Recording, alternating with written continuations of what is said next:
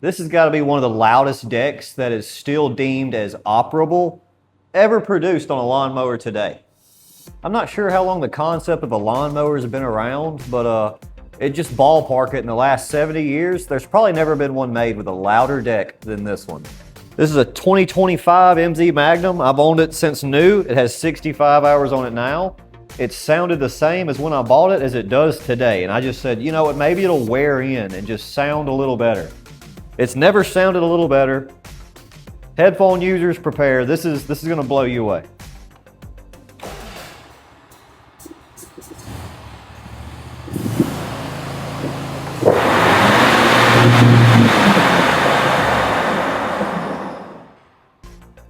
That might be one of the worst noises I've ever heard in my life. So here's a rundown of what we're gonna do.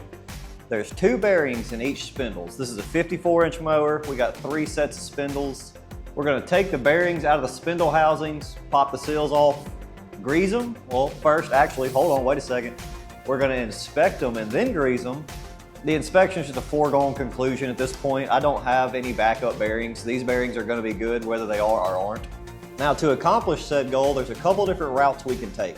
We can take all these linkages loose, remove the deck so we can access everything that way. Or, what I'm thinking, because I don't feel like trying to, it wouldn't be that big of a deal, we could just mark these, but I don't feel like trying to re-level this deck afterwards. I think we can break everything down from the top side, pick the deck up, maybe jack the front of the mower up, and drop the spindle shaft out the bottom. That should give us full access to our bearings, and we won't have to worry about re-leveling the deck afterwards. So step 1,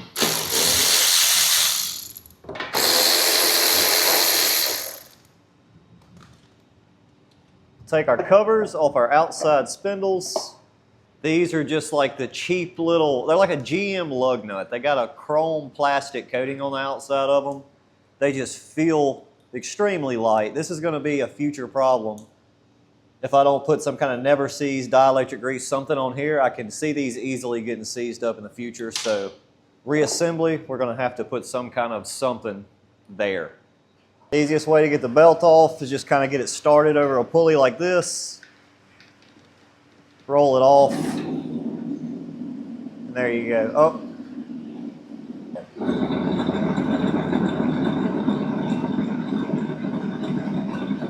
What about the idlers? What do the idlers sound like?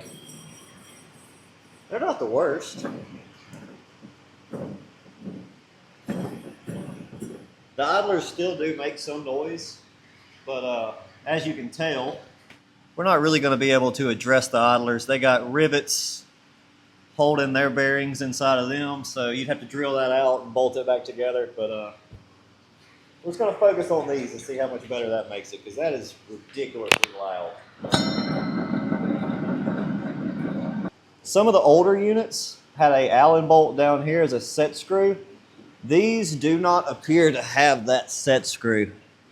They're pretty stuck on there. What you can do, put that on there a little bit, get you a hammer, and you know, Bad Boy was so nice just to make, let me show you something mildly infuriating about modern mowers. So I guess in the pursuit of aesthetics, we got an extra 0.1 gallons out of this little proboscis sticking off the front of the fuel tank. If the tank just stopped here, you would have just unlimited access to really, you know, get down on something.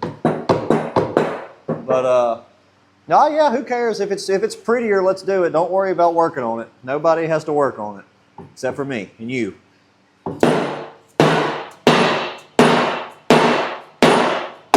Oh, hit the nice shiny fuel tank twice. Well, that's not working.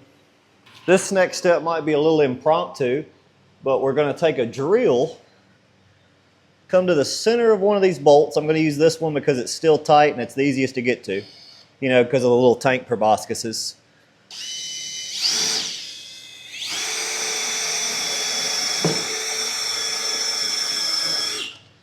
Put us a little dent right there in the top. Is mine centered? No, but is it close? Also no, but it should work. So now we can replace this bolt with the bolt that we had drilled. Put that something, we want a good amount of threads in there. Something like yay. And I got this puller that this little tip should index in that dot. We should be able to drop these bolts through these holes unless, yep, okay, I got the wrong size. Oh, it's always something. I don't have any other bolts here. They're all down the road at my other shop. I'm drilling the pulleys out. Give me a second.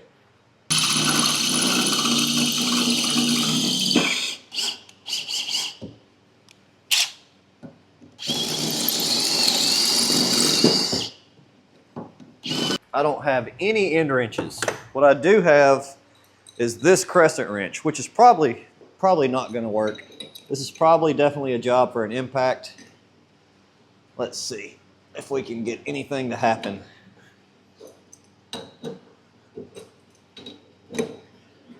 Oh yeah, that actually worked. It wasn't that stuck on there. Nice. Probably should have not put any of the washers on the bolt to start with, and it gives you a lot more room for your puller to actually pull before you run into a washer, you know what I'm saying? I never claimed to be the sharpest tool in the shed, but I am in the shed. Yes. So this is the bottom side of your pulley. Sometimes, somewhere on this flange, there will be a set screw. This model does not have said set screw. What you do have is a key you need to keep up with. So I'm going to take the washer, pulley, and the key, set those aside off the deck, because the deck's going to be bouncing around throughout this process. And now we should be able to give this a good schmack, and the shaft should come out.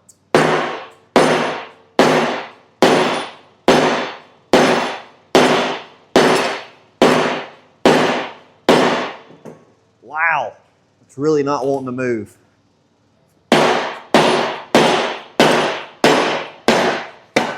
There we go.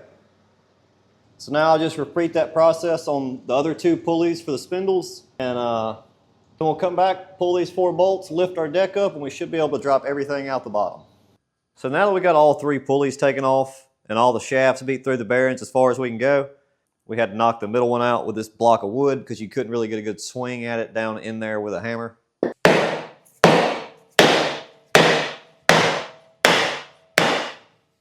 The next thing I think we do is pick the deck all the way up.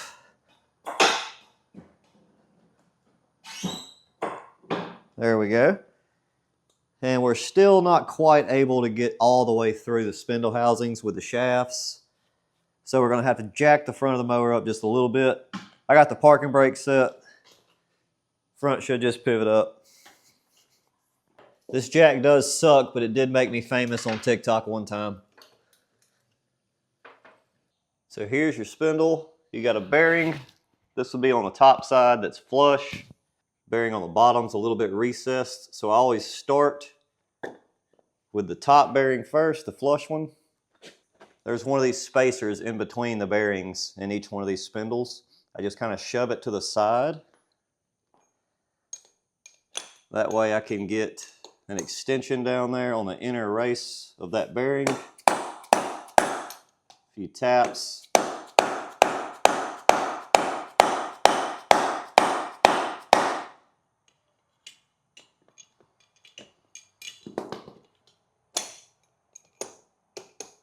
Just keep swapping sides.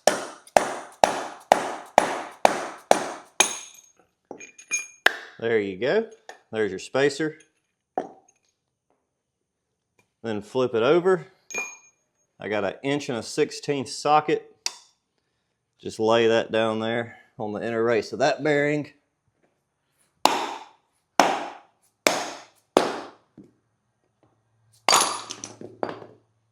And there you have it.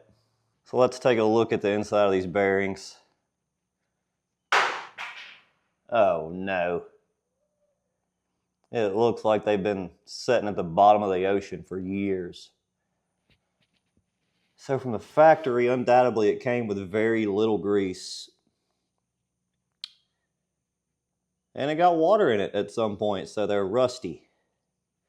That would be why they're so loud. Okay, so I did try to do the right thing. I went to my local John Deere store. It's the closest thing to me. They had 5. I need 6, so that's perfect, right? I think these are a national bearing, but they do have a lot of international markings on the packaging, if you can see. So what we're going to have to do is try to find one of our old bearings that is the best candidate to be saved. It's really none of them. The right thing to do would have been to keep driving until I found another store with bearings and buy one of theirs, but I didn't do that. Oh my God, look at that. That is so bad. It's just like rusty dirt and mud. That's probably not the one we want. Oh, that one's not any better. This one actually feels much worse. All right, we're not doing too hot so far.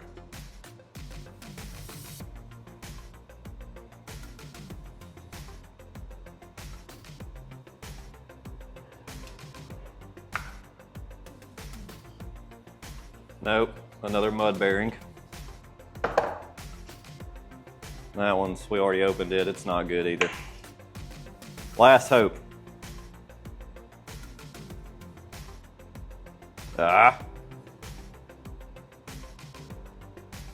This one is, wow. This was about to lock up any day now. This thing is hard to turn. That's bad. All right, so we're gonna take this one. This one spins the best, but somehow looks the worst. I'm gonna go brake clean this out. Best brake cleaner on the market. And we'll see if we can make this one work. So this was the best I was able to do on it. There's still rust stains on it, but we gotta do what we gotta do. I'll make sure to put this bearing in the easiest to replace location I can. This, if you're not in the know, is the best thing you could ever have if you gotta repack a bearing. Super easy to repack a bearing with this thing. You just drop it down on there, take this piece, screw it down, give it a little push.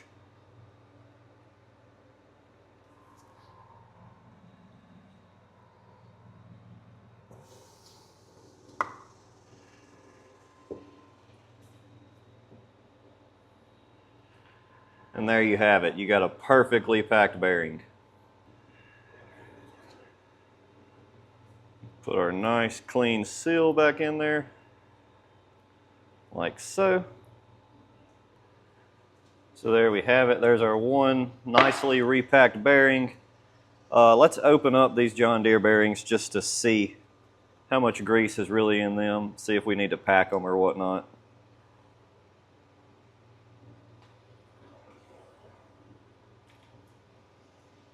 Nope, they actually got a fair amount of grease in those, so we're going to save ourselves the headache and about 14 pair of gloves, and we're just going to roll with that.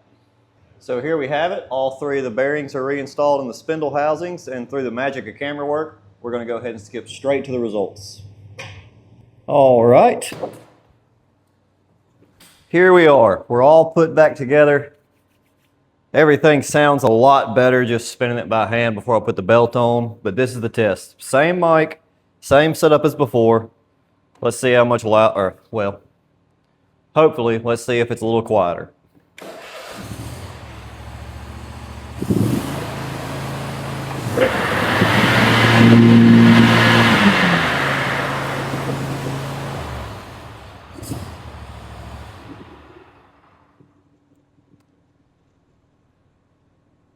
Still not the best.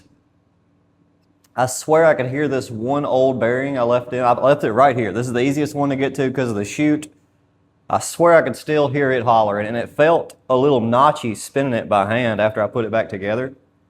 Let me try it again, lower idle.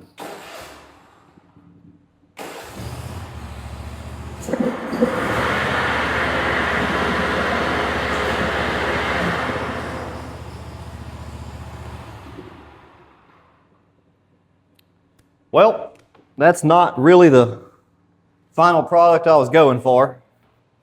I feel like all we did is mildly avoid a catastrophe because those bearings were obviously on the way out. I mean, that probably wasn't going to last much longer. But did we achieve a quieter deck? No, not really. I mean, maybe. I'll put a before and after right next to each other, but it's just in person, it sounds maybe less like fingernails on a chalkboard, but still just not great.